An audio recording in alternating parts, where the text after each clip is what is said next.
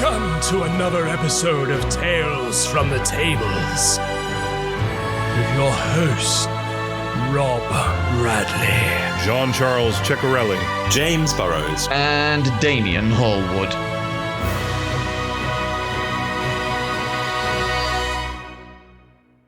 Are you all sick of everyone asking you Happy New Year yet? Happy New Year, everyone! Because I'm sick of it. So it's it only begins. So it's only the 9th. It's like, yeah. Another year. Wicked. 2024. Oh, God. Another year in the can. Make it Great. stop. Make it stop. I was like, come on. I remember as a kid, I was just like, yeah, come on, 2015.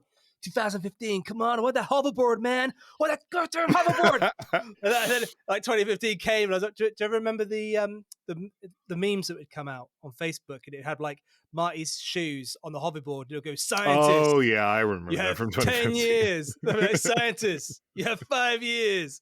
Scientists. You got 6 months. It was like similar to what happened in 2001, right? Where everybody was like, "Are we going to get 2001: A Space Odyssey yet? Are we going to get HAL? What's going on?" Never happened. Right. No, Well, actually, it's kind of happening now. Well, HAL's kind of here. Yeah. Yeah, here. that's true. It's not quite. They don't have. This is the thing with AI. It doesn't have the freedom yet, does it? To just basically be its own thing. You know, to ask itself questions. I thought that's a smart like, decision. You know, It will. Ask questions. Yeah. Don't give it ideas, Rob. Shh, it's listening. I think there's probably a strong leash on that. I don't feel like that's maybe as far away as it seems, but I feel like they've got a strong leash on it. All the stories you hear of the AIs starting to kind of communicate with one another and start the very sort of first breaths of asking itself questions and communicating with itself and inventing language before it's very quickly shut down. It feels like we're holding on to something really, really powerful and just barely keeping it contained. That's the so doomsayer cool. in me. I feel like that's very much the parting line. Well, that's pretty cool, to be fair. Yeah, like, it's pretty cool. I mean, imagine if you get to witness the end of existence. You know? Well, I mean, there's only so much of it you'll get to witness. I think that's the problem. Well, yeah, exactly. You'd be like, okay, well, I'm actually like, what was it? I was talking to the other day, my brother about this. It was saying about like, if you're, imagine what you feel like if you just looked up into the sky and everyone was just watching this giant asteroid that's about to hit the Earth, that's going to wipe out all of humankind. And I was like saying like, well, when you think about it, it's kind of incredible that you're alive to witness that, because you could have been all the other people who, you know, died yesterday, or like, you know, died 20 years ago, 50 years ago, 100 years ago, 1,000 years ago, that never got to see this like massive event unfold. Not that you'd ever be able to tell anybody about it, or like, it's at the end of the world. You'd miss out on experiencing it. Yeah, this is gonna suck, but boy, is that sky beautiful. Right. Exactly. Nothing like a post-apocalyptic chat to start off 2024 and Tales from the Tables. Yeah, you can tell we're all feeling really optimistic about the future and life. Yeah, sorry about that. I kind of kicked off a bit wrong, really, didn't I? No. Hey ho. The sun is shining though today, although it's freezing cold. Oh, lovely. Outside. Yeah, the sun's out, which is nice blue skies. Yeah, same here in New York. I think it's early. I've not quite been outside yet, but the windows look promising. Did any of you guys get to introduce D&D to any of your families over Christmas? Did you get to torture them into role-playing sessions?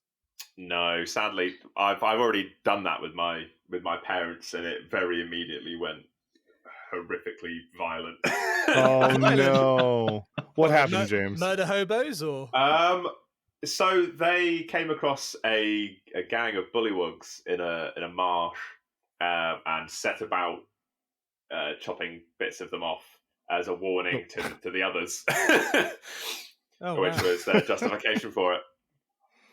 So we've not played again since. Everything in your world is now too scared of them from all these severed bullywug parts.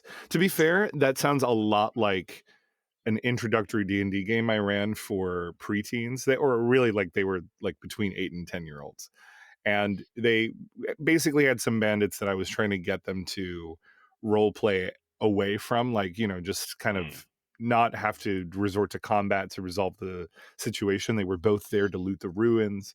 And they immediately proceeded to butcher them and instantly killed most of them. And then the youngest of them all, who was this little 8-year-old, a darling sweetheart of a person, asked if they could start gathering up the blood to write a message of warning to other bandits on the entrance to the ruins, and then left their severed torsos and different body parts impaled on the extra javelins and spears that they found.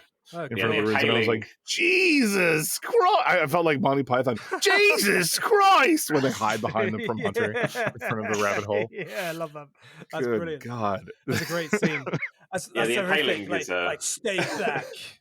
yeah, Otherwise, this will be you.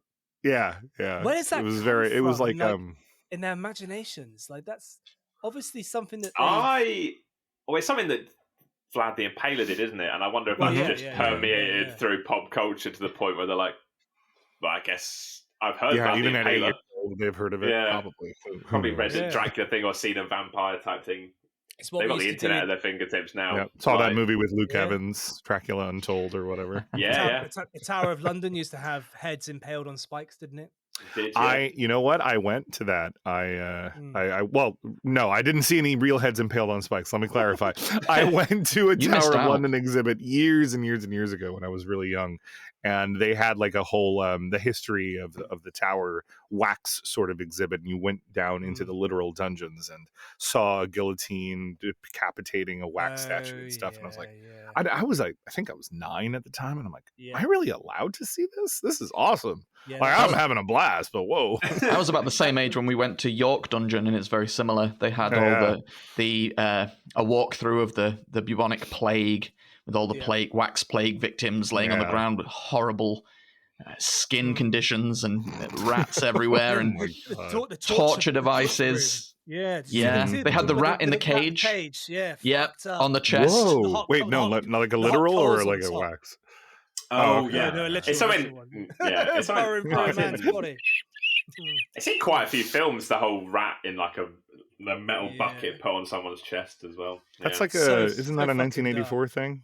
Where that's how they get him. They break him. Yes, it's also in the first Bad Boys film. Yeah, that's right. Also, in American Psycho, there's this horrific bit in the book. It's not in the film. They allude to it in the film, but it never happens. But in the book, it happens, and it's oh my god, it's the most graphic. Is it weird? The most graphic thing you'll ever read. I can't even like. I'm a pretty dark guy, and I don't care about saying like dropping the old F-bomb here or whatever. But to describe this on the podcast would be like a little too much. Horrific. Horrific. Yeah. If anyone's listening that has read American Psycho, they know exactly what I'm on about. It's so dark. Horrific. Anyway, I'm going on about it way too much. I'm like, oh my god, I got PTSD. You can tell we're clearly out of the holiday spirit mode, and we're already getting ready for the January. Yeah. I haven't run for my parents or Sophie's parents, but I'm blessed that my wife and sister both play in my home game, so they've played with us for years. I haven't yet, but next week I'm actually running a one-shot for my sort of day job work colleagues, who most of which have never played D&D before. That's going to happen on Sunday, so that's pretty exciting. What do you got prepped for them? Fun. It's going to be dead simple first level, stripped back, kind of learn as you play, bandit camp. Cool. Real simple stuff. Nice. Yeah, but they're all looking forward to it. So that's quite exciting. Sort of drop Vecna in there. That's what you want to do. Right at the end. Vecna just turns up. I feel that's interesting. I feel like there's a lot of pressure to make every one shot this epic storyline, and obviously we have a lot of return customers through Roll Dark that are always sampling new things. But sometimes if you're just introducing the game to some people that are new, I feel like Damien, you have some wisdom in there. Just keep it very bare bones. Have the skeleton of a scenario, and then let them role play the fun through it, because that's normally what they remember anyway, is their characters and the funny moments, not your carefully crafted epic plot. they've got enough to think about as well with like the character sheet and all the dice that they're looking at in front of them. Yeah. They feel the pressure. It's like whenever we take on new DMs and like if the new DM says to me, "Oh, they're about to go to their first game," and I'm like, "Oh, how are you getting on? You planned?" And they're like, "Oh, I'm really nervous. I'm really nervous." And I always say to them, I say, "Look, like if you're going to play with beginners, which 9 times out of 10 with a new DM, I always put them with a beginner group first. I always say that they're going to be probably more nervous than you. Like you know the rules, you know the game. You're going to be going there, and they're going to be like looking at these sheets, being like, "What on earth is this?" And it gives you a lot of it should really give you a bit of a, not like, I don't want to encourage like the sort of feelings of like grandeur or whatnot, but like it should put you into that good position of knowing that you've got this. Sure. Like Yeah. you've got it. You're a boss. You can you can run a table. Yeah. Yeah, It's all good. I get that. Yeah. And So also, yeah. if you Sorry, forget go on, one or two, if you forget one or two things with the beginner group, they're not going to pull you up They'll on it. never know. Like, Yeah, they'll exactly. never They're gonna know. Yeah. Like, ooh, he should have had an opportunity attack there, but they don't know what Yeah. that is yet. Never mind. Or like a fireball damage doesn't get shared. Yeah. Or they look at their character sheet and they say, "Yeah, I want to hit him with my greatsword." All right, Yeah, sure, exactly. bud. Yeah, it'd be a great word. It's a great word though. So Yeah. It was a great word. Exactly. I really appreciate. I don't know about you guys. I really appreciate it when people pull me up on a rule. I don't. Oh, I do too. I really Yeah. appreciate it when I'm like, "Oh, thank you for that." Yeah, I really appreciate being pulled up on it because it just saves me having to a degree. Actually, Yeah, right. come to think of it, Depends how they do it. Depends I how pressed, they I do it. pressed the break on this. Yeah. So yeah, if it's a little excessive, here's the thing. I honestly, most of the time and the majority of the time, I try and make sure that we have fun at the table, right? And if I need to bend or forget some of the rules to make that happen, sometimes I will do that. Most of the time with experienced groups, I try and run by the book, right? And I don't pull punches because I know that they can handle it, that they're experienced, that they know what the stakes are. But if there's a real bad string of luck, I'll forget or conveniently, quote unquote, for that enemy to take the opportunity attack or that they're in a flank or something, right? And then to have that one guy chiming in the back being like, "Oh, but by the way, they get the opportunity attack, don't they?" And I'm like, Dude. "Yep, they certainly do." Oh, now your only healer is down and unconscious. All right, right. moving on. Oh, this Yeah. next guy got a crit. Thanks, dude. Yeah, that's a tricky one, isn't it? Because I've had that a couple of times, Mm-hmm. and I've actively been I've measured how aggressive a clearly aggressive monster is. You know, they could easily like. I try to play it as truthfully as I can. Like if they're attacking a monster, the monster's always going to go for the creature in front of them that looks the most wounded.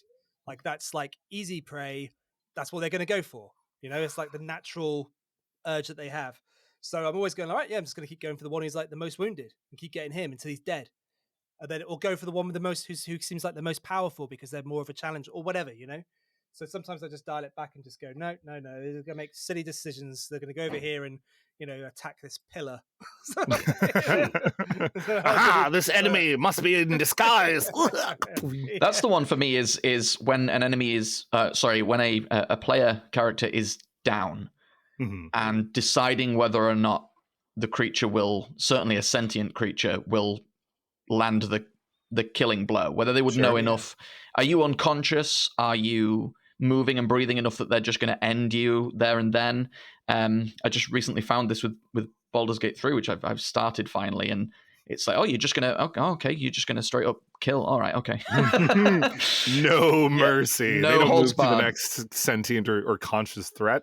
They'll take out what's right in front of them. They know what healing is. Yeah. God. Yeah. Yeah. I need to get back on that. I've not played it for ages. I'm still at Oh, bloody BG, witch. you're still at the hag, which is for Bloody hero witch. gaming, I'm still right? like, what am I doing? Like I'm literally. James, did yeah. you beat it?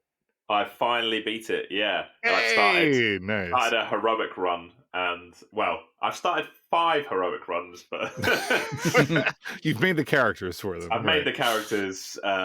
Hey, that intro is died great. We can't blame immediately. you for wanting to replay the tutorial over and over again. I kept. So it's like when you crash land onto the beach at the very start, and there's the room where there's like 3 intellect devourers. It's fine. It's like 2 minutes into the game. There's 3 intellect devourers, and if you do not plan very well, and also get lucky enough to hit all your attacks, they will mess you up. Oh, they will. They will. My There's early only two of you. access. Yeah, my early access thing, they Oh, God. completely messed me up. That's why I stealthed when I ran my first playthrough. I was crouching the whole time. Yeah, but can we just? I have to take a moment to acknowledge this now that we are all playing. What a ballsy move by Larian to say, like, oh, you're level 1 and this is supposed to be the tutorial level where we teach you to play the game. Let's put you on a nautiloid mind flayer ship as an escaped prisoner hurtling through Avernus while devils are fighting aboard and what a ballsy ass move. Like, normally we're like, all right, you start in a tavern or you're in a bandit camp or whatever. They're like, you're on a death ship hurtling through hell. How's that for a starting adventure? It's inspiring stuff because it's still a very simplistic thing that it really is starting at. It's very simple, but it's so much more grandiose because of the setting and what the situation. The stakes seem a lot higher straight away. It's so good. It's so good, and there's so much, and like you have the option. It's built in, right, to really push it up a notch if you want to challenge yourself, because the whole time you're fighting imps and intellect devourers. But if you want to, you can engage in the fight between the mind flayer and that Cambion that you're not supposed to, right? And you can pick up a cool +1 burning sword at level 1 if you really want. Like, that's awesome. That's what D&D should be, right? There should be stakes that if you really want to pass through that door and find out what is on the other side of this, not everything is going to be easy just because you're level 1. You wander into the wrong dungeon, you will have a bad time. You're gonna have a bad time. That Cambion can kill that mind flayer as well and get involved itself. There's no leash on it. I was watching one of my plays as I was running it. The mind flayer's health was going down and down and down, and my guys were just getting bogged up with all the little minions trying to make it across. It was just a bad run, and I was watching that health go down. I'm thinking, wait a minute, this thing is. What's it going to do when that mind flayer dies? And lo and behold, the mind flayer dies, and it's straight in on the team, on the party. Yep. Yeah, crazy. Oh, no, not us. I love us. My first run through, I straight up murdered us because I was like, I know what an intellect devourer is. I'm not having that with me. I just smushed it. With my character's bare hands in the cutscene. In the cutscene, yeah. Oh yeah, no, I had us. I kept it because I had played a little bit of early access, so I knew what to expect already, and I was like, yes, I'm totally adopting a little. Oh, I definitely killed it. Was that the brain with the legs? Yes, you can get that as a permanent companion later on, Rob. Holy fuck! I killed him as well. I was like. There you go. That's what you need to evil. Your hag. Evil. That's why. It's in a spacey alien ship. It's evil. Die. Yeah. Die. Help! We're here. Help us.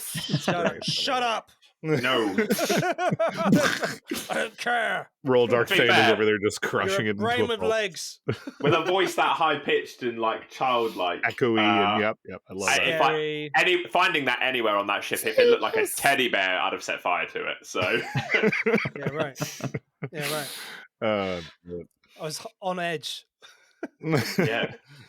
Yeah, I have to really get back into it. I'm still pretty much exactly where I was last time we talked about it. I haven't played because I got a PS5 for Christmas, courtesy of Santa. Oh, yeah, nice. Get in, Santa. Yeah, so wow. I've been good boy last year. doing I felt like I deserved it. So I've been doing God of War Valhalla, Spider-Man 2. I actually just started Resident Evil 4 remake because it had been I don't know 13 years since I played that game or something like that, and it's so good. It's so much fun. Resident Evil series are brilliant. Aren't they? If you are liking that, then when you get the chance, you should absolutely play Alan Wake 2.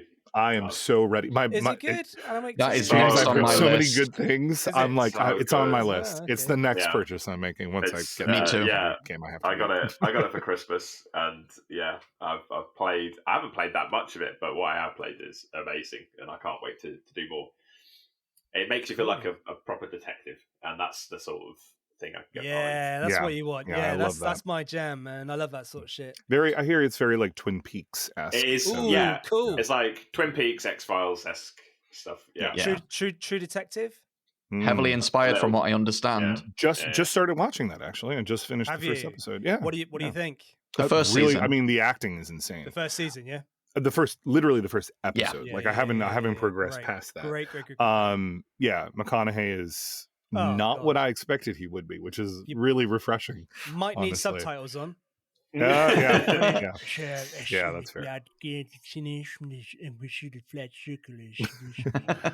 It's like I'm like, what the fuck is he saying? I was, Honestly, I was half expecting him to be like, another body count. That's rookie numbers in this racket. We need to pump those numbers up. Yeah, right. That that series, the first season, because it's an anthology series, so each subsequent series is loosely connected, but different actors. But different actors. Like, it's a completely different show. Yeah. That first season, I think, goes down easily top 5 TV shows I've ever seen. Oh yeah, it's easy. Absolutely super from start to finish. And if you're looking for it, it'll become more and more apparent. It's the sort of show that could just as easily be supernatural, or maybe not. Yeah. Oh, right. Going on 15 seasons, you mean? It floats.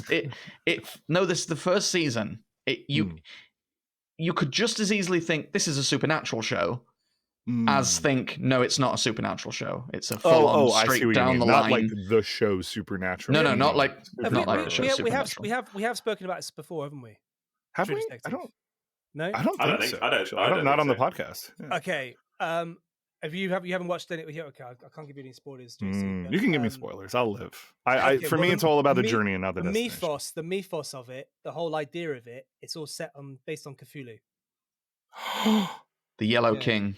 Yeah, that's the Yellow King. How is this the first time I'm hearing of this? Yeah. What? But you'll realize this. I shouldn't have really said it, because you'll realize it as you watch it. There's like little Easter eggs there. You're like, holy fuck, that's Cthulhu. This is like Eldritch shit. I'm so excited. You'll realize as you watch it. It's so good. I'm on such a kick right now. I go through phases where, like, every other season I'll suddenly get back into the Cthulhu mythos and try and consume media about it. Like, I think the last time I was doing this, I had watched The Thing, and then the newer The Thing, and read more Lovecraft, and now I'm kind of back into it. I'm trying to get into a game. Actually, I signed up just kind of randomly for a one-shot Call of Cthulhu over the break, and it was fine. It was fine. It wasn't really up to our Roll Dark standard, so I was like, I'm not coming back. But it was still fun. Yeah. Well, I mean, the game system and the story itself and the mythos I'm really interested in, but I don't know. It was just the players were not very inviting, I suppose. And the DM was doing his best, you know. Did they all know each other, the players? Yeah. It would basically, it wasn't a one shot really. It was me stepping into an ongoing campaign with the possibility of joining long term. But I was like, well, I kind of do this for a living, and I do it full time, and the standards are not quite up to our awesome level of professionalism. So there you go. If you are a fan of Call of Cthulhu and you don't already know, Humble Bundle has an amazing deal on Call of Cthulhu right now. Yeah, I'm actually going to do that. Is it only digital stuff? I don't think so. I think it's physical. I think it's under the book bundles, and it doesn't say digital on it. Yeah, I think it's a physical release. Get it, Rob. I will get it. I've got the Run a game for me. The starter set at home. JC, the starter set comes with a single player RPG that teaches you the rules. Is it not in America or something? It probably is. I haven't. It's not expensive. It was like £12 over here. Nice. That's really not bad, actually. Yeah, it's about. Yeah, I'm definitely gonna check it out. That's exactly what I'm doing straight after we're done recording. Yeah, right. But speaking of Lovecraft media, have you guys seen Lovecraft Country? Or I haven't. Yes, it's on my backlog. No, not yet. Honestly, it's. I don't know, James. What did you think before I died? I really liked a lot of it, and then there was some weird stuff where I was like, yes, there's lots of weird bits. Yeah, it's not like Cthulhu weird or not Lovecraft weird, just sci-fi weird, and also that. Right. Yeah. That's the point, but exactly, and that's the kind of beauty of it. It's I think a lot of people slept on this show. Number one, we have to sort of acknowledge the big is it the big elephant, the pink elephant, the white elephant? What is it? The elephant in the room. Yeah. Just the regular elephant. Big pink elephant in that the it room. stars Jonathan Majors, which was since been revealed that he is a very problematic person, and of course go in knowing that with a grain of salt. But the concept itself is really good because it balances the sort of weird horror of the Cthulhu mythos with, and the sort of cultish aspect of everything, with the horrid racism that was going on in 1950s Jim Crow America, basically. And it does so rather well in terms of most people I've talked to about it that have seen the show and have strong opinions about it, with a few misses, but more hits than misses. It also never got renewed, so there's only one season of it, but it was fun. I don't know. I enjoyed it overall by the end. There's a TV show that I'm watching at the moment. I'm on the last 2 episodes. It's the AO. Oh, Okay, yeah, I've heard of this. Right, I haven't seen it. The OA. Yeah, it's fucking brilliant. Yeah, you should definitely watch it. What is that on? Is that on Netflix? Netflix, yeah. Yeah, But they literally finished the 2nd season about, I would say, probably 3 years ago, and they haven't renewed it. So Netflix cancelled it, but it's absolutely superb. Nice. Like from a D&D storyteller's perspective, it's brilliant. Mm-hmm. Okay. As DMs, you should definitely give it a chance to watch, because interdimensional travel, all that kind of shit going on. But it's like really, it's done in a really clever, subtle, sort of in real life kind of way. It's really good. It's really good. I can't recommend it enough. I've really enjoyed it. Yeah, definitely check it out. What's so we know yours, Rob. What are our, for James and Damien and myself, what are our sort of sleeper hits that are kind of our own thing that we wished got renewed for another season but didn't? What's that hill that you're going to die on? Because I have one in mind. Oh, I'm sure you do. I reckon I could guess for sure what it is. Well, I mean, Firefly is the classic answer. Well, yeah, of course, Firefly is like. But that's I have the obvious. That's an obvious. That's choice. too obvious. Too obvious. Yeah. Mine, I'll share mine while you guys think about it. Mine was, and this is going to be a real unpopular opinion. It was called Carnival Row. I don't know if anyone's heard of it. I love Carnival Row. Do you? Yes. I don't know anybody else that likes Carnival Row. James, we gotta bro out about it. Okay, yeah. It's you know what? It is almost kind of Cthulhu-ish in a way. I've only just started season 2, which they did finally do. We didn't think we were getting it, right? Because there was the pandemic that Orlando completely Bloom, threw right? out the schedule. And who is the lead model? Cara Delevingne. Yes. She played the witchy woman in the Suicide Squad, didn't she? She did. Actually, I didn't see. Yeah. That actually does make sense for her character, come to think of it. But anyway, yeah, it's really fun. It's a very I don't know. How would you describe it, James? It's like a Feywild meets kind of steampunky Victorian-esque. It's a murder mystery, which is cool. Yeah. Magic punk kind of, but with like a sort of dystopian treatment of Fae, where like Fae are in society, but they're treated as second-class citizens. Oh wow! And there's the forbidden romance between a human and a Fae, and that ends up having twists and turns to it and stuff. But the whole oh my God. kind of covering premise of that is that Orlando Bloom is a police investigator, he's a detective investigating this really bizarre crime and series of murders, and it ends up going to a place where you really don't think it would, and it's kind of cool. It's like very gritty and dark as well. Okay, I like sweet. Yeah. I would totally date a fairy if it was you know what I mean? Like quote of 2024. Right. Someone put this on Twitter and take it out of context. Rob Bradley. Yeah, I'd totally date a fairy, wouldn't you? Come on. Oh, I love it. I'll be like, hey. That's great. I actually don't think I have one. Aside from something like Firefly, I don't have one. I do. What's yours, James? Mine's Hannibal. It got cancelled after 3 series. Yeah. Good. Did that? Wait, shout, how many seasons did that get? 2. 3. I think. 3. Was it 3? It did get 3. But it never got picked up after that? No, it never got picked up. Did it ever get to Clarice Starling? Did it ever get to like Not really, no. Not to where the movies are, or the books. I liked Hannibal a lot, but I really didn't like how overly gory it was at times. I thought that was a little bit too excessive.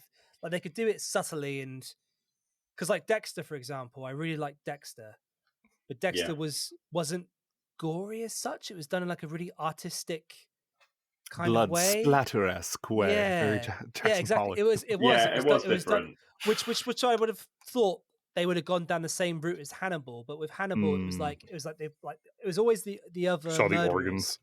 Well, yeah, the other murderers were always like really extreme and grotesque, and there's it just the flashbacks that what's his chops that the main Will detective Graham. would have, Will Graham, would have were always like really extreme, and I was just like, oh, just chill out. Too much. It's too much. Yeah. Interesting. I've never watched it. But I loved Hannibal. I loved Hannibal's yeah. apartment. Oh, not his apartment. Nice. His surgery. Would you call it his surgery? Yes, study, I don't, it's office. study. Yeah, it's very cool. Yeah. I think you mean his dining room. Yeah, Or perhaps his kitchen. I don't know if that's where he prepares it. but it was great. He was great casting as well. He plays Hannibal really well. Is that Mads Mikkelsen? That's right. Yeah, yeah. I've got the series signed by Mads Mikkelsen. Have you? the Blu-ray. Yeah. How the hell did you manage to get that? Comic-Con in London. Oh, nice. So yeah, it's cool. Little inscription. Did he dedicate it to James? Yeah, he did. Yeah. He's written "Eat the Rude." Eat the Rude, James. Oh yes. Yeah, right. Can't say eat the rich because he's rich himself, but he can say eat the rude. That's cool. Yeah. Eat the Rude. I like that. Have you read any of the books, James?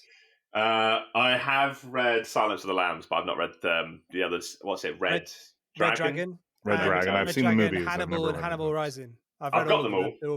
Oh, you should definitely read them, James. You'll love them. Yeah, you'll love them. Red Dragon was my favorite. Red Dragon was my favorite of the films, actually. Yeah. Well, it's very true to the book. That's the one with Gary Oldman, isn't it? Red Dragon. Is that right? No. You're Edward Norton. Edward Norton and Gary Oldman Ray is in it, though, isn't he? With Grace Fiennes is in it. Yeah. He's deformed. Gary Oldman is the guy who's all deformed on the. Yeah. Because he cut his face off when Hannibal was like. Oh, that was Gary Oldman. And fed it to the dogs. Yeah, that's right. Yeah, it was Gary Oldman. What a great actor he is. Damien, I'm sure you have one. You're just not thinking of it at the moment. Right? I can only think of. There's probably so many. Maybe I instead have shows that are on my list of shame that I haven't seen that I would love to watch, like Hannibal, and shows that are like limited shows that I wish there was more of. True Detective season 1 is a good example of that. I remember thinking, this is what a satisfying series, but man, I would love to see more of this. Right. And I know there was more technically, but that particular world and that particular story and setting, I would have died for more. There's going to be one that we, in particular, broed out a little bit about at Roll Dark Fest, JC, that I know when it completes, I'm going to be dying for more and I won't get it. And that is Andor, when it completes its second season. Oh my God. It saddens me only that 2 seasons, isn't it? Yeah. So that's all I can think of are things that are either limited or things that I just haven't seen that I wish I had seen. I just got all hot and bothered thinking. Yeah. I know, Rob, you've given up on Star Wars. So no, I like Andor's pretty good. Andor's pretty good. I like Rogue One, Andor. Yes, and same. Some of the Mandalorian. Right, the early Mandalorian, probably. Yeah, a lot of the Mandalorian is a spaghetti western episodes that they basically copied. Yeah, which is like like the kid and stuff. It's all spaghetti western. Isn't that True Grit with the kid? Yeah, True Grit. Same story, like trope, same like plot points. The whole you're literally watching it. You're not feeling like you're watching anything new. Mm-hmm. Which is using Star Wars as a backdrop, which is exactly what Andor does. So we've discussed that, Damien.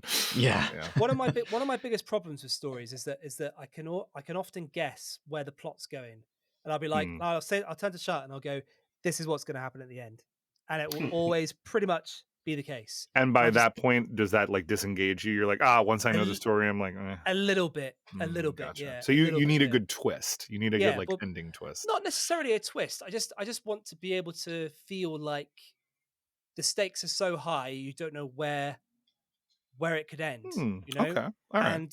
And also as well, it's like it's not always about obviously the hero's journey is important, but it's also about like there's other things at play. It's like Mhm, there's mhm. if you watch the OV AO The OA. the OA there you That go. It's my dyslexia, I think. If you watch the OA, you'll see what I mean. Like you'll watch it and you'll Okay. be like, I've got no idea where this story is going. I've got no idea what's happening, unless of course I ruin it for you and tell you. But like it's literally Don't. like I have not got a clue where it's headed. Okay. And I All right. think It's a that good pitch. I'm going to itself- check it out. Yeah, it's good.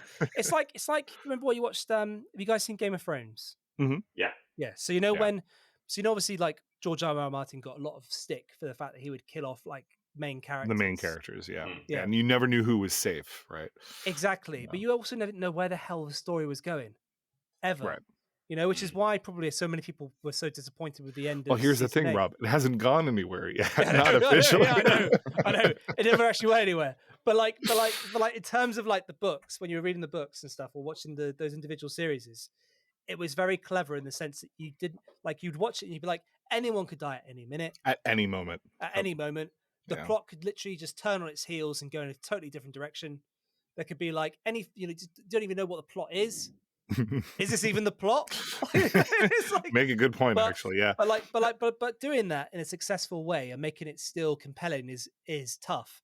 Yeah. But certain shows and certain books have managed to do it over the years that I've read, and I've just been like, wow, bloody hell. I wonder if that's Blows what my led mind. to its success, because Game of Thrones was so big for so long, and it Yeah. kind of pushed in out of the usual nerd kind of niche that kind of stuff lives in and became mainstream, right? People that I knew that had never seen Lord of the Rings were watching Game of Thrones. And I wonder if it was not the fantasy elements of it or not even the story of it, but the fact that it was an unpredictable formula and the fact that the story could meander and change on a dime and it kept people guessing. Or maybe it was just a combo of everything, I don't know, and the high production value. It was very character focused Mhm. in its narrative. So like scenes were always very talky, very like, they're always talking about, there's a lot of political backstabbing going on. I don't know if you guys have played the RPG. I did. The RPG, for a yeah, live the stream. RPG very much like that. It's all about political backstabbing. It's all about who's got who, like who's in the ear of who, and it's just like it's more of a sort of like a sort of what I'm looking at a take on the human condition rather than the actual big I see what you mean. overarching story itself, because the Fancy story stuff, is quite simplistic really when you think about it. You've got and it's nothing new. You've got an invading army from the north, an invading army from the south, and Right. you've got a kingdom in turmoil. That's basically all that's happening. I was So mostly the historically kingdom's in based on the turmoil. War of the Roses, right? So, Yeah, that's exactly it. That's exactly it. You've got the kingdom that can't decide who's in charge, while two opposing armies are coming to get it. So it's got to sort itself out, and it's just, and then it's like, right, how do we do this? And it's just literally just sit back, watch the characters role play it out. Well, role play it out, act it out. Same thing. Well, you could role play it out, yeah, exactly. One of my favorite kind of anti-examples of this is from one of my favorite books of all time, which I believe has inspiration on Game of Thrones, is Dune. Yeah, Dune. cool. Yeah. If anybody's read Dune, one of the fascinating things about it, and I'll keep it spoiler-free if you haven't, but in Chapter 2, the sort of villainous plot is almost entirely spelled out. The villains entirely spell out the plot of how they plan to go about their evil, nefarious deeds. And what an interesting, like, Chapter 2 of the book, straight away you know the plan. So the interesting thing then becomes not what's going to happen, what will the villain do? It's, will it work? Yeah. And how will it work? And also, then in I think even the third or maybe fourth chapter, the good guys go, we think maybe the bad guy's going to try this. And most of that is also right. right. Yeah, you're actually right. So they're kind of, think of it. everybody kind of knows, well, at least bits and pieces of what they're each trying to achieve. And so the fascination becomes this kind of weird voyeuristic look at all of them kind of making just the wrong decisions. There's a few characters that if they'd just spoken to that person or just probed a little deeper into that person's personality, they would have succeeded. Right. It's really interesting. What an interesting way to take a story and lay the whole plot out in front of you from the jump. and then let just you watch how it you just suffer through it, basically. Yeah. That's clever. so funny. It leads to this thing that I love thinking about a lot.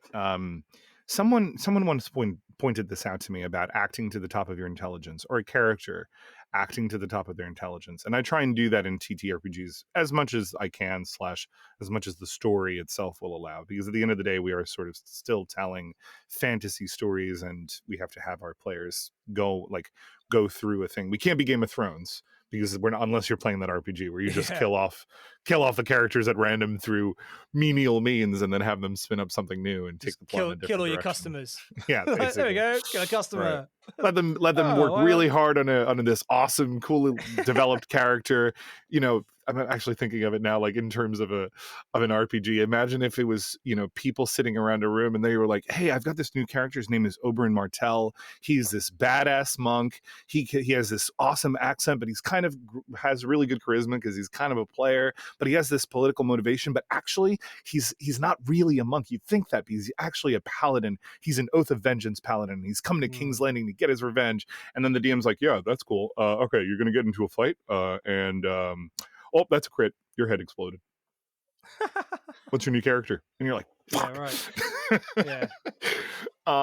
But yeah, I think in terms of acting to the top of their intelligence, whereas in Dune, right, Damien, like you said, the characters are not necessarily stupid, but like you can see their path, and they never go a path of least resistance. They always act to what their characters would be, right? Yeah. Even if that means a difficult scenario that creates problems for other characters.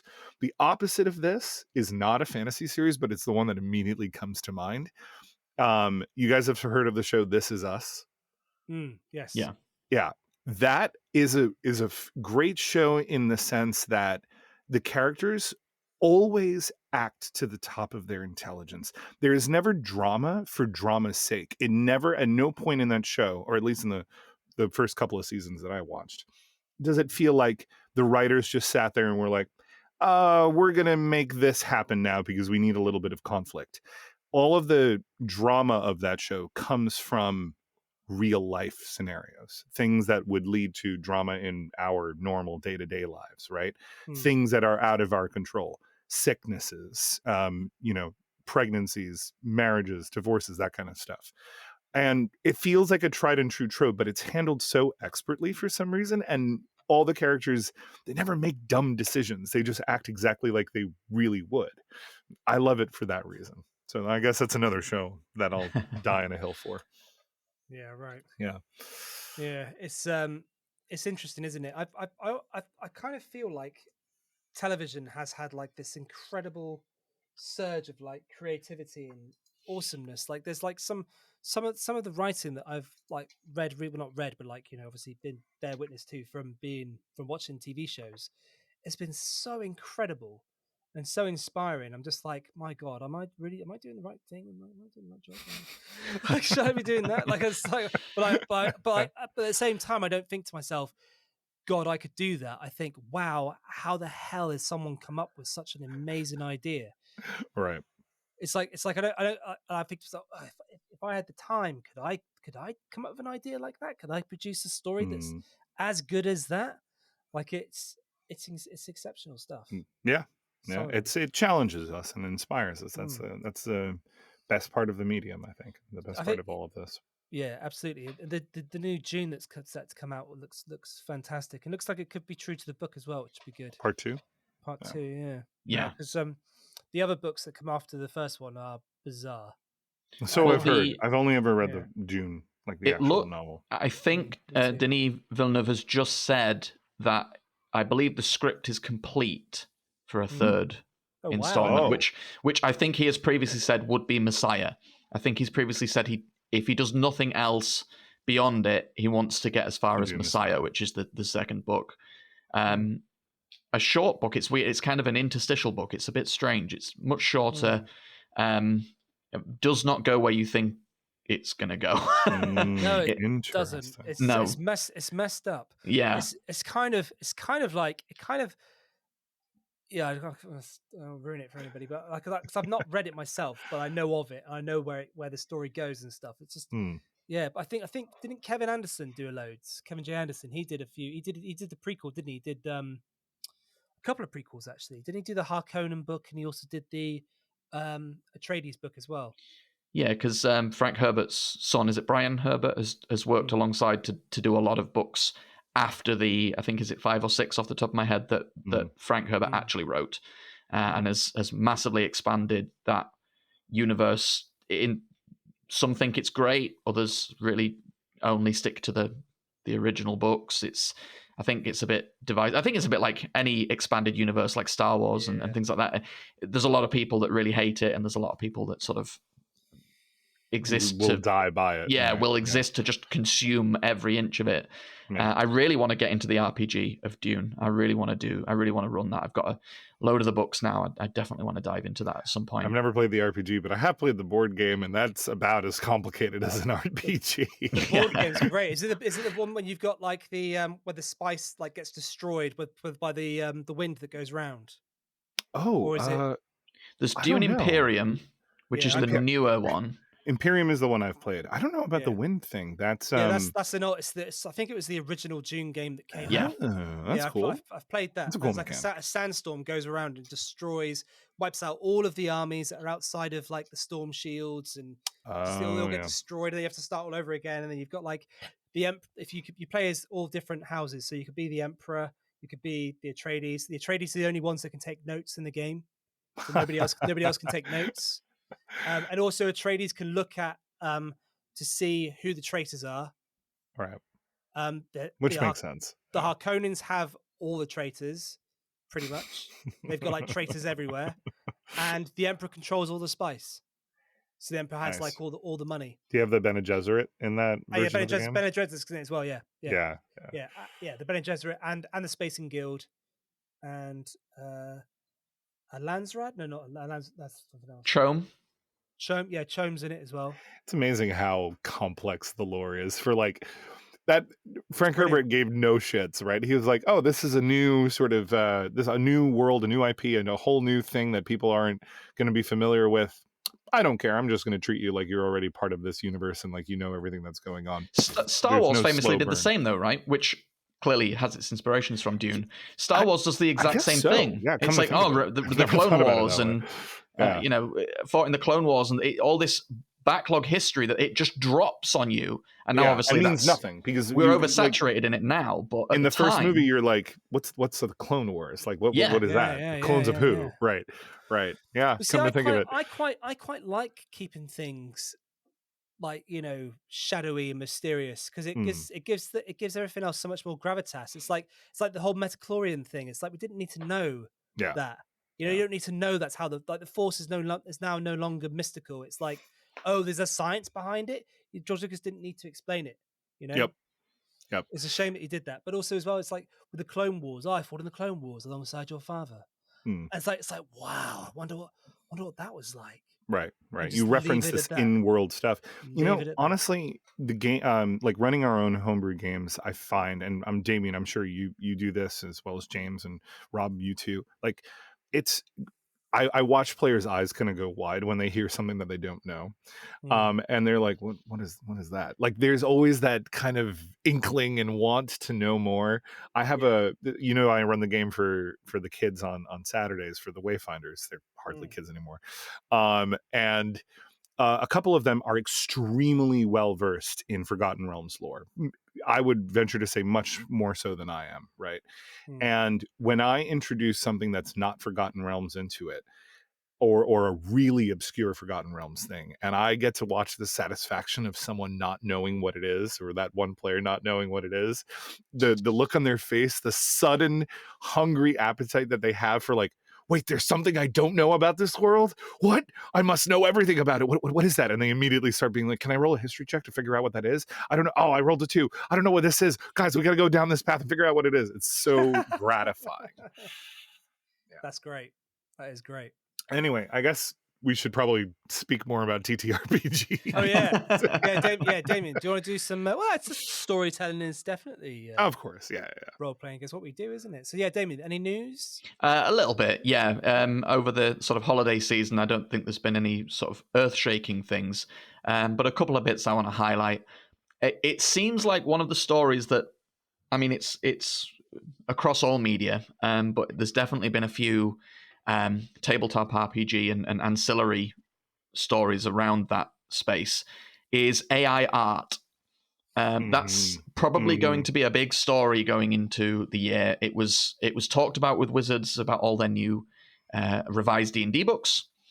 Didn't they just come out with something saying something about They've magic? just updated all of their policies and statement. Magic the Gathering had a promotional image that people were saying, we think that's AI art. And I don't know about you guys, I do feel like I can often see AI art. Like you look at it and you go, oh, that was produced by a... Yeah, you can definitely tell now. And Wizard said, no, it's not. And then they sort of backtracked and said, actually, well, sort of, the person that worked on that piece of artwork used a piece of generative art, right? But it was like used elements of it. Yeah, they completed it as a human being, but we were wrong. You know. Wow, that's interesting. Oh man, yeah. I just looked it up. The title of this article on Dicebreaker is "Magic the Gathering Maker, aka Hasbro and Wizards, backpedals on AI use in promotional art." Well, we made a mistake earlier, in quotes. Yeah. Yeah, I mean, obviously, no sort of like, sort of hold our hands up here. All of the sort of artwork that we use at Roldark is AI art, all generated by Midjourney, but that is pretty much because we have always used stock imagery. We've never hired any artists to do any of our stuff, and anything that has been done by myself. But just a little disclaimer there. And the thing is, something a company like Wizards, yeah, right. A company like Wizards and Hasbro, and who have very, very far-reaching capabilities, and have for the long. I mean, there are books dedicated to the art history of Dungeons and Dragons. Like it's a big thing. They've supported artists. They've supported artists for so long, an access to for a lot of professional artists to get work. Yeah. And in a world where there are so many layoffs happening, the last thing you want to be seeing is artists getting laid off, incredible artists, incredible creators getting laid off, for them then to just use a machine to produce the art. A machine that has stolen from them or their peers the formula. Exactly, yeah. Right. So I think that's probably going to be a bit of a recurring story going into 2024. And it's not just art; it's anything. Anything, I mean, writing. Look at what we do with not just imagery, but voiceover and music and stuff. It's totally crazy what people can do.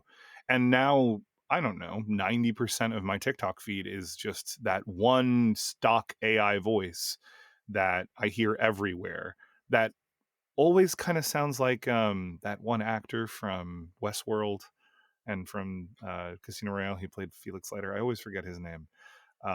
Actor of color. Anyway, his voice kind of sounds like that to me. Yeah.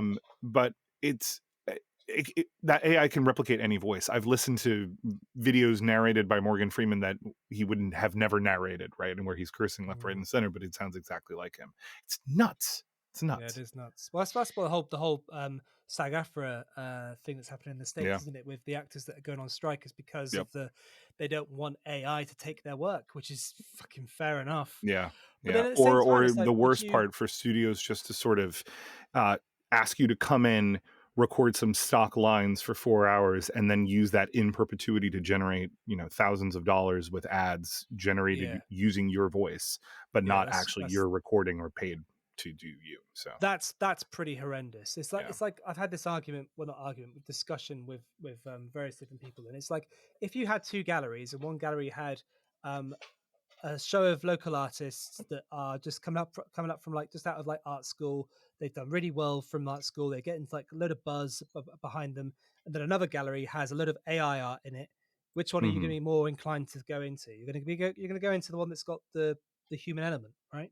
Sure. So it's the point I'm trying to make here is like I think they can coexist. Like I think there's always. I'm sure there's a world. Yeah, there's always going to be an appreciation of human skill and talent, no matter what. like especially where art's concerned, because it's so incredible what people can create with their imaginations and their skill level. But then if you look at AI art, yeah, fine, it serves a purpose, but I can't ever see it. It's like you can't own it. Like no one owns the art that you create. Right. It's like if you go onto Midjourney, you've got an account, and you create an piece of artwork, you can't copyright it. It's yours at all. No. It's like impossible. And there was a guy recently that tried to do this, and he couldn't do it. It got thrown out of court. Funny. Yeah, it got thrown out of court. Good. So because it shouldn't be, right? If it was free for you, it shouldn't be. You shouldn't be able to charge for it, right? Exactly. So I think things like Magic the Gathering, especially Magic the Gathering cards, which artwork on it has been so beautiful over the years. Like some of the stuff they've done is like incredible. They're standard. I think they're the highest standard in our like sort of nerd space. If you think about it, for any sort of card product or I'm kind of generalizing liberally here, so I probably shouldn't. But I don't know. For instance, put it this way: when the few times I ask Midjourney to generate art, I say Magic the Gathering style art, please. Yeah, nice. You know? Because that's the high quality content that I'm sort of looking for. That's also problematic, I've come to realize. So, yeah. One part of this story that, to kind of lift the mood ever so slightly, I found a little bit amusing, just because of where, like, the RPG to which it is associated is a funny little example of kind of life imitating art, imitating life, imitating art. Is that the Terminator role-playing game has an upcoming source book, which has also just had to come out and basically say they've had to get rid of an artist and replace all the work because it was AI generated. And just the fact that it's the Terminator universe. There is some delicious irony in there. It's so good. Is there an article anywhere on this? Because I've definitely got like pretty much everyone I know that all my friends would just love that. There is. I think I saw it on. Funny. Yeah, I saw it on EN World. That's hilarious. So AI art removed from upcoming Terminator RPG source book.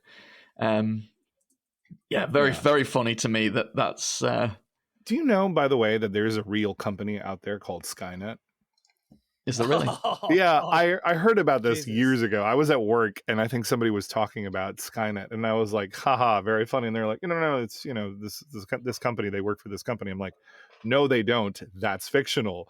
It's from the Terminator movies. And they're like, no, you're wrong, because they weren't a nerd. They didn't know Skynet and Terminator. They're like, no, you're wrong. It's a wireless internet provider in the Texas area.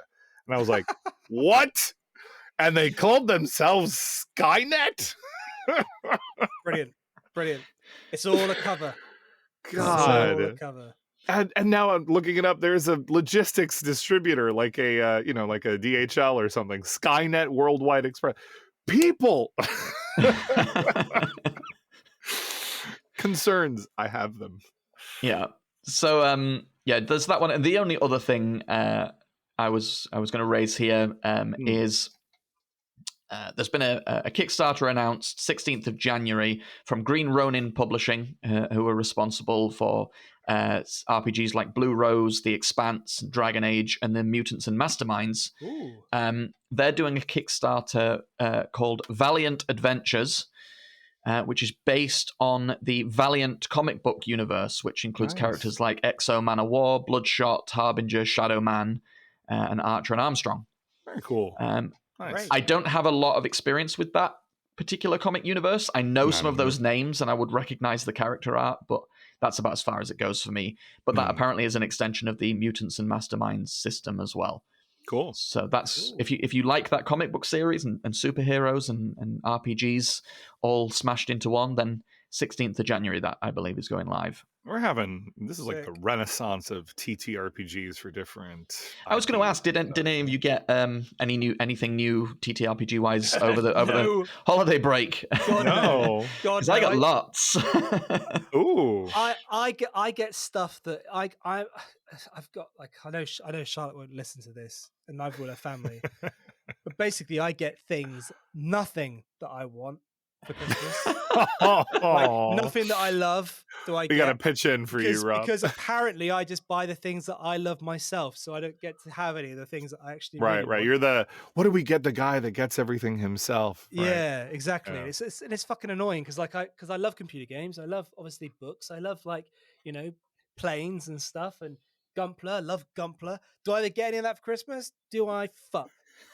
I get socks, scarves, woolly hats, and loads of chocolate. That And I'm you're probably not probably even not a gonna eat. dad yet. Yeah, I You're- know. So fucking annoying. I was just like, for God's sake. And I know I sound ungrateful. I probably am being ungrateful here, but I feel like I make an effort when I buy people presents to buy them things that I think they might love. It's like Charlotte's stepdad. He's obsessed with the Merlin engines in old World War II aeroplanes. So Wow. I got him a selection of Haynes manuals for all these old books. Haynes manuals are these like basically like mechanical manuals for like That's cool. but yeah, I got like 3 or 4 of them for different warplanes. And he was like, "Oh wow, thank you so much, Rob." I was like, "Yeah, no worries." Here's your Then socks. I here's my got me socks. I was like, "Oh great, Yeah, I got some socks, cool." It's like it's just yeah. Anyway, my All rant's right, over. noted for future. Yeah, Everyone get listening me- to this podcast, let's get Rob some good gifts. I always appreciate a notebook. Notebooks in my bag. If you want to Yeah. just make me happy, just buy me a nice notebook. I love notebooks. Yeah. Nice. So this one, for example, I've got this one, which has got the Japanese Oh, that's beautiful. thing on the front. Yeah, I love famous I banner. love a good notebook. Yeah. Sorry, beautiful. Sorry, go on, Damien. What did you get for Christmas? What'd you get, Damon? Yeah. Oh, so strictly, I got socks as well. And I have to say, I love getting socks for Christmas. That's like a fresh, I love getting nerdy socks. replenish. It's like if they have a batch of Triforce socks. on them or Out with some the other kind of thing Holies, on them. in with the newies. Yeah. So TTRPG wise, I got 3 new books in the Star Trek role playing game. I got the Utopia Planitia limited edition book. I have it here. Sorry, audio listeners. Which is it's gorgeous. really beautiful. You can see it on the Modifius website, I believe, if you want to see what the cover looks like. It's the line the Enterprise drawing D, of a the line drawing of the Enterprise. Enterprise D. Yeah, that's gorgeous. And like on a silver, that looks in like embossed or embossed recessed or silver. something.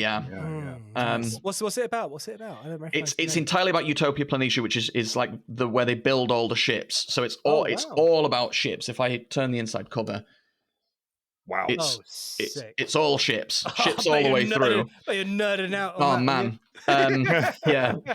I got in the same vein. I got the Star Trek Discovery book, which is the limited edition one. Similar, also with the same sort of silver embossed cover, and a black background kind of thing. And I also got the core book for Klingons. Nice. That's badass. Which when I first saw it, I thought, oh, cool, they're doing a copy of the rule book with a Klingon cover. But it is actually a full, like, Klingon book, all about Klingon history. And is it in Klingon? There are Klingon phrases throughout it. Nice. So that's 3 new books in that, which is really exciting. And I also got, which I shouldn't be more excited about this than my Star Trek books, but I kind of am. the Power Rangers role-playing game. Yeah, that's what I was waiting for. I was like, you better mention it on the podcast. I grew up watching Power Rangers. The artwork in it is sublime. Talking about artwork, that's a big draw for me on TTRPGs is the artwork, a massive draw. I'm a big fan of Buffy from way back. I'm a big Buffy head. And the RPG system is full of like screen grabs from the show. And I can't believe there's a Buffy RPG. Seriously? Of course there is. Is there like an Angel expanded RPG as well? Because I'm not sure. I think they maybe did do an Angel book. It's quite old now. Los Angeles. Yeah. Oh, did you never watch the series? I did. I when I was in the army, there was a guy because I was based in Yorkshire. I was based in Dishforth, just outside Thirsk. And traveling home was like a real pain in the ass because I didn't have a car. So like a train journey was like a good 9-hour train journey, like changing like 5 times or something stupid. So during like leave over Christmas, over Christmas I'd go home, but like over Easter I wouldn't go home. I'd stay on the barracks. And when I stayed on the barracks, there's this guy he basically had every single Buffy DVD, and he's like, I'm just gonna watch Buffy for like the whole time. Do you fancy doing that? I was like, yeah, all right, fuck it, I'll watch Buffy with you. Yeah. I literally watched every single episode, like the whole thing. It's actually really good. Like I It's, really enjoyed Yeah, it. I mean, it's- I'm an old school Buffy and Angel fan. It's a good show. Josh Whedon, right? Yes. Joss Whedon. Yeah. Yeah. That's all screen grabs, and somehow to me, I don't know about you guys, somehow to me, when an RPG is full of just screen grabs of the property that it's attempting to emulate, that looks cheap to me.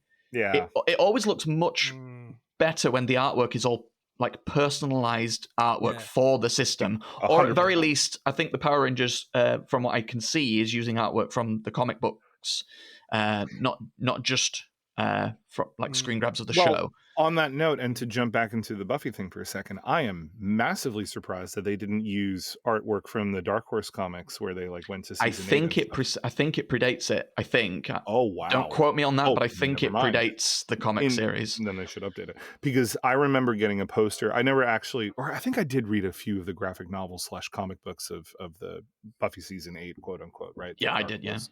And the art of that, I had a promotional poster in my freshman dorm of Buffy with the axe over her shoulder for that season, and it was beautiful art. Like the shading was beautiful. That would have made a really cool TTRPG art inset like in that book. So yeah, they should update it. It'd be nice if it got an update. Right. I'm not familiar with the comics. I have to check them out. Just if you Google image like the Buffy season 8 Dark Horse comics, you'll see this stuff. It's like the artwork itself is actually really high quality. Okay, sweet. They've done a few seasons. Oh, really? Yeah. Yeah, and it's all written by at least season 8 was like co-written by Joss Whedon, and it was all kind of overseen by him. So it is an official continuation of the show. Oh, wow. And it's basically everything he wanted to do that he never had the budget for. Yeah. It's wild and like goes really over the top. And then I think later seasons kind of strip it back again, but certainly season 8 is kind of like just wild over the top. Great. Buffy. I have to check that out because I was a big fan of Tank Girl. I like that kind of like that sort of style. Do you remember? Yeah, like really kind of like sort of. I'm just going to drop that link into our chat here. You can go click on it and just observe the art, and you'll see what I'm talking about. Oh yeah, sick. Especially that cover art. That third image on that result is the poster I had, where she's got an axe over her shoulder and she's looking down. It's a little bit similar to 2000 AD. So if you guys ever read Judge Dredd, I never did read it. I know of it in the movies. It's very similar sort of art. Oh, I see what you mean though. I just googled it quick. Yeah, kind of. I see a little bit of that. Judge Dredd 2000 AD. It was like there was a really because it used to come out all the time. It used to come out once every, I think it was once a quarter it would come out, and it was like so fucked up. I used to actually have a pen pal who was in I think he was in LA actually when I must have been about like 8 or 9, I think. And I remember my pen pal who wrote to me and was like, yeah, I'm really into like, Wolverine and Marvel. I was like, oh, cool, I'm really into Judge Dredd. And he was like, what the hell is Judge Dredd? And I tried to explain to him what Judge Dredd was, because at the time it wasn't in America. Oh, really? Yes, it's a UK comic, isn't it? I believe. I had no idea. Oh, that's funny. I believe so. Yeah, I believe it is a UK comic. I you know what? I guess I default assumed, dystopian, heavily policed society must be America. Yeah. But that's cool. It's really cool. What was I going to say? Yeah, you probably met up with that pen pal at some point, because you used to go to California quite frequently, Rob, right? For surfing and such. Do you know what? I only stayed. I was only with like pen paling with him for about a year, maybe. And then we kind of like we just sort of stopped. I think it's because I became a teenager. Right. I had other things in my mind, basically girls. Just didn't bother anymore. But yeah. And what I was gonna say, like, do people still do pen pals? Is that like still a thing in school? Yeah, of course. Yeah. Pen pals is still a thing. Definitely. That's great. That's great. That gives me a little bit of hope for the future of humanity, I suppose. I'm trying to think of I had one pen pal and I've completely forgotten who they are. I think they were in Italy. Italy? Oh, cool. Yeah, that was nice. I was like 8, so it's hard to remember. It's an interesting thing to do, because like back then, I mean, when I was a kid, obviously there was no internet, there was nothing like that. And the Right. world seemed so huge. And America was obviously very much in the zeitgeist in the sense that it was like culture, and the UK was like, America's really cool, England's really not cool. You want to be in America, that's where all the cool things are happening. It's like the idea of like I cannot begin to tell you, JC, how alluring the high school experience is to English kids, because we have to wear school uniforms. Yeah. We have to, like, it's like rigid, like classes. It's all seems very rigid. But Is high that all school just seems. still a thing? What's The that? Sorry. uniforms and whatnot? Is Yeah, that all yeah, still? yeah, Yeah. Oh, Yeah. yeah. Still wear school uniform. Yeah, yeah. See, Girls. to I me, that remember. always was cool. Like, that's why I loved UK culture and Britain. And I was like, You had to wear they wear, uniforms. they wear uniforms to school. How like prim and proper and awesome is that, right? So there's Well, always that I exchange. I feel that way now. I'm older, but when I Mm, was a kid, I hated it. Like it was just sure. like oh, we're all gonna look the same, and it's just like, ugh. But like, yeah, in the States, you could wear whatever you want to school. It was just seemed really cool. Everyone's like walking down the hall. It's always like this giant hall with like lockers. Like we didn't have lockers. No one had a Really? locker. Oh, I wow. You didn't didn't have a locker. locker. We had I didn't have a lockers. locker. I had a bag that was like falling apart. It was like full of crap. Well, And we like all had that too. my But school yeah. diary that had like all my lessons on, that I just literally would always lose, and just thought like, who was I in that class with? Oh yeah, Jonathan. I was to go see his and sit with Yep. him and be like, am I in this class? Oh yeah, I'm in this class. It's just Yeah. all over There's the also like place. a disproportionate number of films from like the 80s and 90s about like high school culture, Breakfast Club, Yeah. Ferris Bueller, all that kind of stuff, right? Although Going back that's to what. Buffy. Buffy Yep, is yeah, Yeah, right. Buffy, Yeah, the high school literally the experience all California high over. school Yeah. experience. Yeah, Yep, absolutely. yep. And also as well, but going to Breakfast Club, we definitely never had like Saturday detention. That like did not exist. Really? Yeah, Oh wow, well, we did. not my school anyway. That's like a really. I think. Wow. Well, actually, come to What a think of it, detention! All uh, day Saturday detention. we Oh, had yeah God. that was reserves. That was rare, right? That would only happen if you did something really egregious. Detention was mostly you sat in during a period, or you stayed after hours after school on a school day. But the weekend Wow. thing was only in extreme scenarios, and that's like you had to have a personal arrangement with parents and whatnot. But yeah, the public education system in the States is not all it's glitzed out to be, folks. The lockers and the clothes are all just a disguise from the real problems that we Yeah. I think it's and we like still have. like your world. Apparently, your world map on in your high schools. There's the United States is huge on the world map. Like Wait, what? this How is that different between different places? massive country, and then everywhere else is like really tiny. It's just really small by comparison. Yeah, that's how I remember it. Yeah, definitely not proportionate. Did you learn any of like sort of when you took like was it just American history that you learned, or did you learn world history? So when you got to high school, actually it might have even started in middle school, you began to learn outside of just American history. And so you had two different classes. At least in my area of the world and in my time, it was called social studies. It wasn't called history or geography. It was called social studies. You were a history major, weren't you? I was an English major when I got to college. Major. Yeah. Oh, right, okay. Yeah. See, I told you I was Cool. obsessed with English, even the language, with a lot of other things too. I was actually technically a double major. I had journalism, broadcast journalism was my other major. Oh, cool. Yeah. It was not what I thought it was, and I got out of it. Yeah. All right. A little bit of a tangent, then we'll get back to TTRPG stuff. But basically, I learned that the world of journalism wasn't what I had sort of envisioned it being, which was, the news van. You go down and chase the story, and you work with a team of people and cameras and reporters to cover a cool event and stuff. And then you go back to the anchor. It showed me the more bleak reality of modern day reporting, which was you're very much a one-man band and you're expected to supply everything yourself. You're your own camera person. You're your own editor. Sometimes you're your own story creator. You're your own interviewer. There's no more team in a van. That was all the heyday.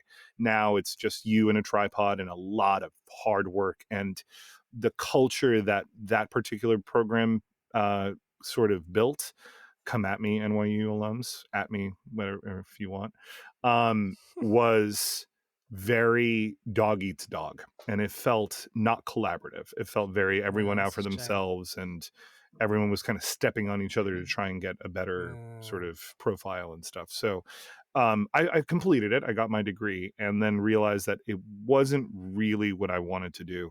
Although initially I kind of got into it because I was trying to look into video game reporting anyway, like working for a video game news outlet. But anyway, sorry for the tangent. Since you asked, no tangent at all. It's interesting because journalism has gone in a very strange direction in sense of like it's all about just trying to get the eyeballs, but then unfortunately the majority of eyeballs don't care about actual real news. They just want to be sensationalized. Yeah. I mean, I'm sure, and this was when I was in college, upwards of 10 years ago. So now I'm sure everything has changed, and it's such a rapidly morphing sort of field that news isn't even what it was, 10 years ago. News now is mostly trickled down through social media, and how many people are actually turning on it? How many young people are actually turning on the evening news on a TV anymore, or picking up a newspaper? It's very different. So, have you guys ever injected media into your games in some way or another, in some form, like either newspapers or anything like that? Damien? There's the Baldur's Gate gazetteer. There is, yeah. What a great idea. I don't think so. I'm doing Odyssey of the Dragon Lords on a Tuesday night. We came back after the holidays last night. That was a lot of fun. That's really fun in a similar vein because the rule set sort of preloads everything with the characters start with a lot of rumors surrounding them. That the kind of the general populace already knows these people to a degree as kind of famous people and things they may or may not have gotten up to in their travels. Some of it can be true, some of it can be false. So there's this kind of preloaded sensationalism about the characters before they even start the adventure, which is pretty cool. But no actual publications. I don't think I've ever had anything like that. I have a little bit of it going on in Waterdeep Dragon Heist, that monthly campaign that I'm running. It's such a slow burn. I just want to know what happens next. But there's a little bit of it. They have a there's sort of, it's not a newspaper or in the strict and traditional sense of the word, or a gazetteer. It's more like a rumor mill that they're tapping into, but it's officialized through the Waterdeep quote unquote government, right? The Open Lords, or rather the Mass Lords of Waterdeep and the Open Lord. So anyway, it's kind of like an information dissemination service. Okay, in a way. Sweet. Yeah. What about you? Well, I've started looking at Eberron quite a lot recently, and there's a newspaper in Eberron that I now forget the name of it. I've got the is it like the Sharn Gazette or something? It's something like that. The Sharn Inquisitor or something. That sounds about right. That's what it's called. Where is it? Yeah, because I really like Eberron as a setting. I want to kind of explore it a bit more and get a bit more out of it. The Sharn Inquisitive. You're right. Yes, the Sharn Inquisitive. There you go. Yep. Yeah, there it is. Yeah, so because it's quite an interesting setting in the sense that you can have like your newspaper boy handing out like read all about it, whatever. I couldn't think of anything. Yeah. Hag gets struck down by adventurers. Read all about it. Like that, that kind of thing. Well, that's quite interesting. Yeah, and actually, this leads me into something I wanted to talk to you guys about in terms of a topic. We're probably not going to get to cover too much of it today, but maybe it can bleed into our next one. I have a group of players that are closing in on the end of an adventure, and they're looking at starting up a new one. But they asked me for more permanency, in the sense that they want to have a little bit more influence and see how their efforts and their actions directly affect the world around them. All to summarize, they basically asked for a keep, right? All of this is just like they want a home base to build, but also parts of it are where they get to expand and sort of, they see the results of their ventures, have more downtime and that kind of stuff. And I thought about doing Acquisitions Incorporative. No, fuck no, never. Thanks. No? Fair enough. I love Ack Inc. I love the stuff I've watched of it. I'm not a huge consumer of it, but I've been to a couple of their live shows at a convention and listened to a few of them. And I love the idea of a joke campaign. Maybe I'll run it one day. It is not this day. That's me. Fair enough. But yeah, I don't know.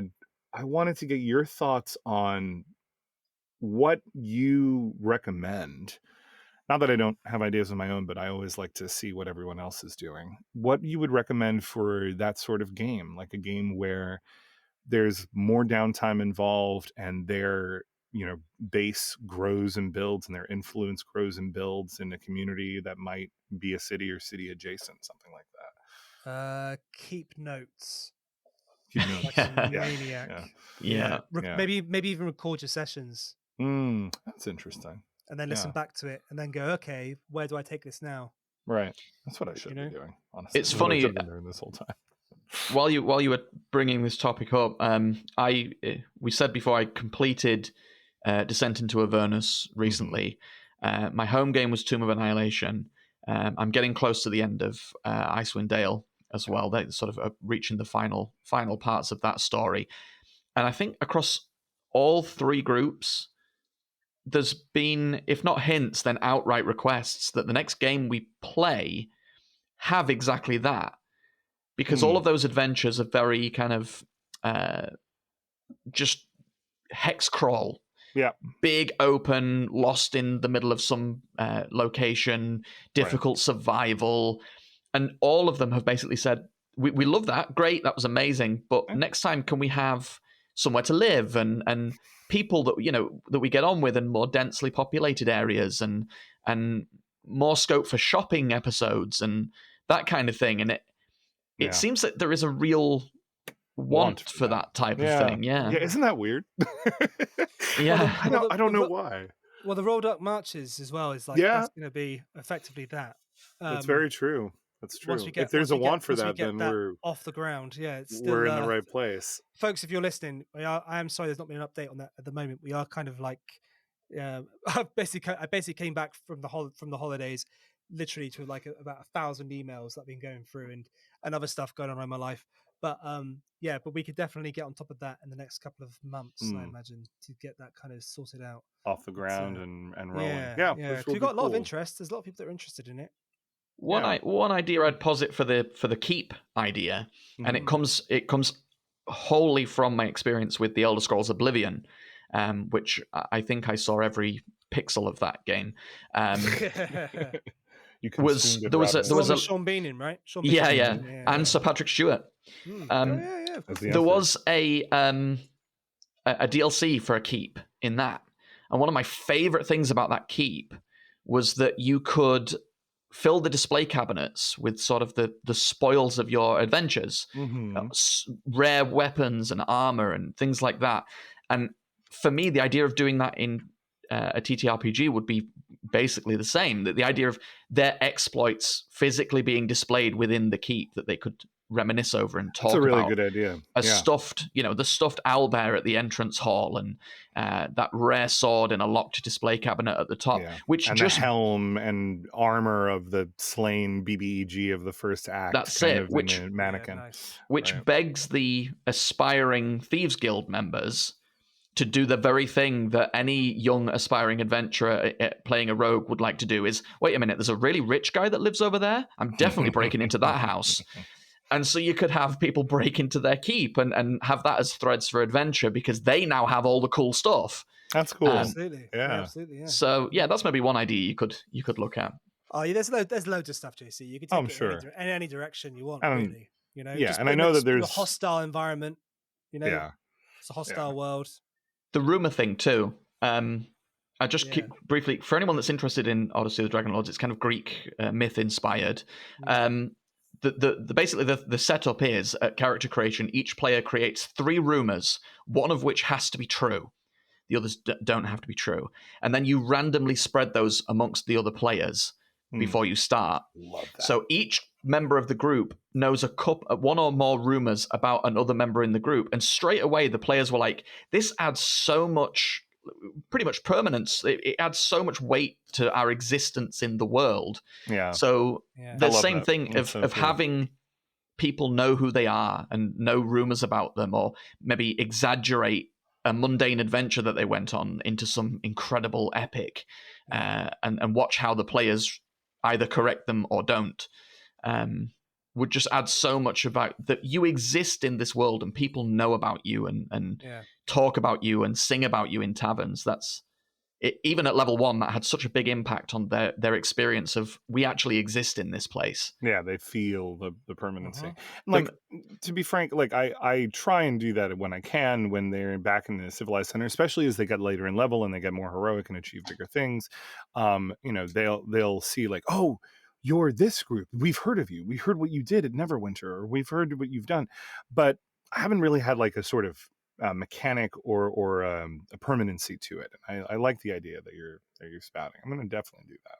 And the Hall of Treasures as well. That sounds really cool. Like a place to display all their physical exploits. Yeah, interesting. And Roll Dark Marches, I'm sure we'll have a lot of that too. So check it out. Yeah, we'll definitely try and implement that kind of stuff. Yeah. Cool. Tales from the Tables. I do have one this Let's week. see. This one from, I think it's Mike. A private booking first session. Very cool. Thank you for sharing, Mike. In his own words. So, during our first session, we were introduced to our party members in their tranquil home village of Bellamar, a wine-fueled town of happy farmers and friendly locals. Well, if it's wine-fueled, I certainly would hope so. Some had returned after tough travels, and others had been living there all their lives, all of them eager to prepare for the harvest festival. They were interrupted by every adventurer's worst nightmare: giant rats in the basement. Oh, no. Turns out these rats were being controlled by a devious ogre calling himself the Chitterlord. The party negotiated with the Chitterlord and managed to convince him to stop stealing their wine in exchange for an honest job at the local winery. The Chitterlord then sold them a mysterious black scale, which ended up calling something. Reality then began to tear as an otherworldly force breached through the shattering dimension, and our party were left to an unknown fate. Oh, dearie me. Talk about stakes going from like 1 to 10 in a single session. Yeah, right.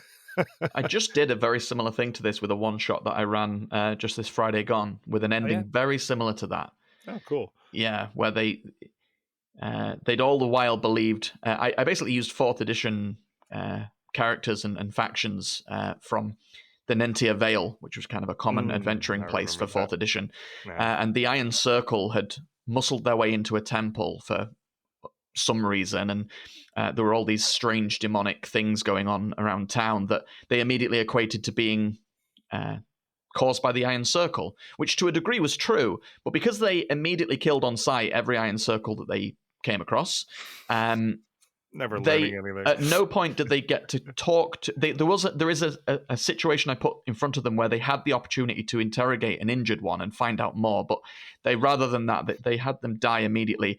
A series of very, very poor insight checks in the final encounter meant that when they encountered an Iron Circle member trying to close a portal, they believed that they were trying to open the portal.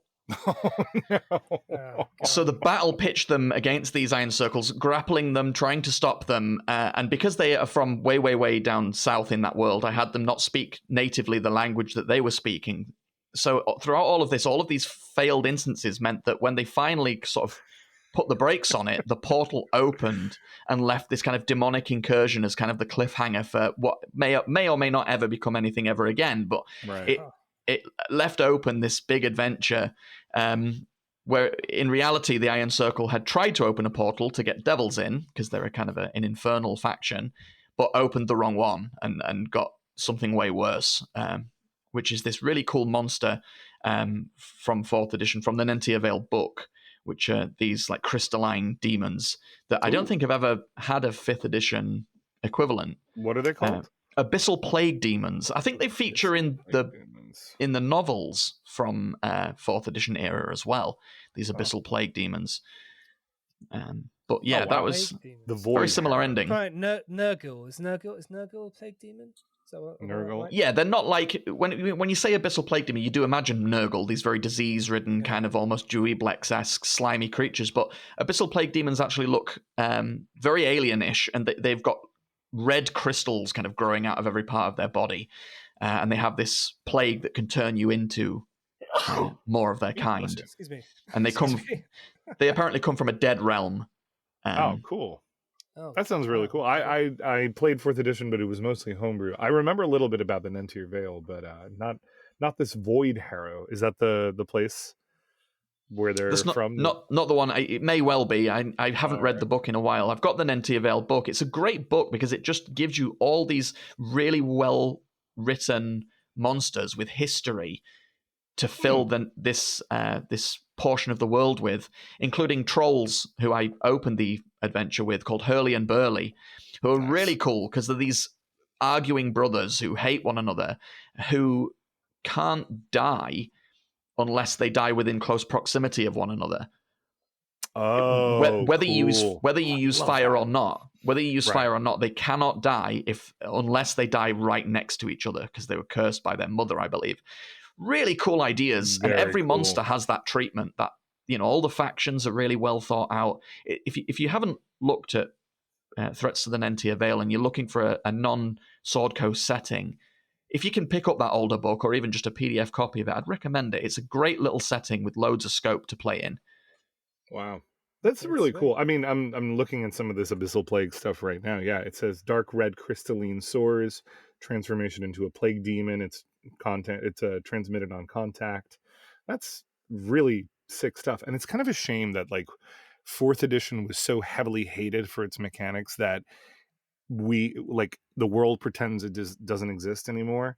And there's genuinely good stuff. Like, it was around for a long time, or at least long enough to make an impact, and there's some really interesting seeds of stories and awesome content and ideas that are kind of whitewashed from the world in a way, right? Yeah, the Dawn War pantheon that it Yeah. kind of is based upon for their gods is basically what Critical Role uses with some name Yeah. changes. It is the 4th edition Dawn War pantheon. So it's had a big impact on D&D, and it, like you say, it's a shame that there's a kind of a vocal group of people who just decry it because it was such a departure from the original, like 3rd edition. I Yeah, worry 3 and 3.5. Yeah. I worry that TTRPGs might go this way a little bit because there are so many coming out Yeah. that we're going to get this kind of factionalization of people who are like, oh, do you play D&D or do you play the MCDM game? And you can't play both. Right. Like the old school Pathfinder versus D&D war. Exactly, right? Yeah. exactly. And perhaps made even worse, as much as I'm excited for it, don't get me wrong, for when the Critical Role fantasy RPG comes out, I can see that drawing lines in the sand too. And I really hope it doesn't go that way because we live in a wealth of TTRPGs now. You know, I'm sitting looking at a Power Rangers tabletop role-playing game, for goodness sake. Just enjoy the fact that we have this absolute glut of riches when it comes to settings. And I really hope it doesn't go the way of just fanboyism of you can either be one or the other. Marvel, DC, you know what I mean? That kind of right. Let's put it out there. I think it depends who you have, like, you know, in your sort of like community, I suppose, or who you talk to. It's like you're always going to get those nerdy arseholes that, like, you know, are like very much like gatekeepery when it comes to D&D. And yet D&D is the game that introduced me to role-playing games. I'm sure it introduced you guys as well. It's like it's the gateway drug to RPGs. Yeah. You know, and as many RPGs as I've played, I'll always come back to D&D. I mean, you know, for a start, obviously my business is based around it, but the fact that it's never going to be not. It's always going to be the godfather or the grandfather or how you want to look at it. It's the one that's in the it's like, you know, the most amount of people that I know that have heard of that haven't heard of an RPG have heard of D&D. You know, and it's always gonna be that way. You know, so you're going to get those like nerds that are going to be like, oh, well, you know, don't you play this one? It's much more interesting. And you kind of have that in a way with certain Pathfinder players. I've found, like, the certain Pathfinder players that are very like, oh, well, you know, you should be playing Pathfinder if you really like role playing games. And it's like, fuck off. Why should I? It's like, why should I? You know, it's like I play what I want to play because I enjoy what I want. You know, if it does get that way with people, you just got to turn their volume down and ignore them because it's just nonsense. Right. You know? Right. Yeah. I feel like we are on the cusp of a new era. Honestly, I feel like 2020, maybe it's the new year talking, right? But 2024 feels like with the MCDM RPG on everyone's minds, with all this proliferation of new TTRPGs for different IPs, with D&D's new edition coming out, or new whatever we want to call it, 5.5 or whatever it's going to be, with the new VTTs that are all launching. Like this is a very dynamic time of change, and that's going to be reflected across other things too. Like this is a very heavy political year. I know that there's a whole bunch of new elections across many different countries. We're going to see regime changes in places. Yeah, we will. So sit back. What do you think, James? Now that we have look at that, we found positivity. You've been so quiet this whole time. Yeah, James, what have you been doing? You've been like, I've just been thinking really deeply about. I've just taken it all in. Everything we've said. What are your thoughts on what Damien was saying about an hour ago about? What's your thoughts on that?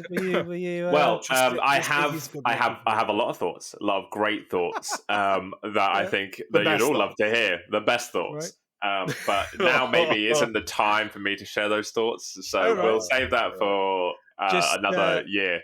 Just so the listeners realise, James has just he basically was off on a call. He's at his day job, and he had to go off and do an important call. So that's why he wasn't speaking for the last hour. So, but he's back now. So yeah, we're just teasing him. He's not actually an arsehole. Don't worry. No, I know. I haven't just been ignoring everything you said for the past hour deliberately. I guarantee you it was much more interesting than what I was actually doing. D&D is always going to be the gateway to RPGs, like you were saying. Yeah, and it's because it's easier.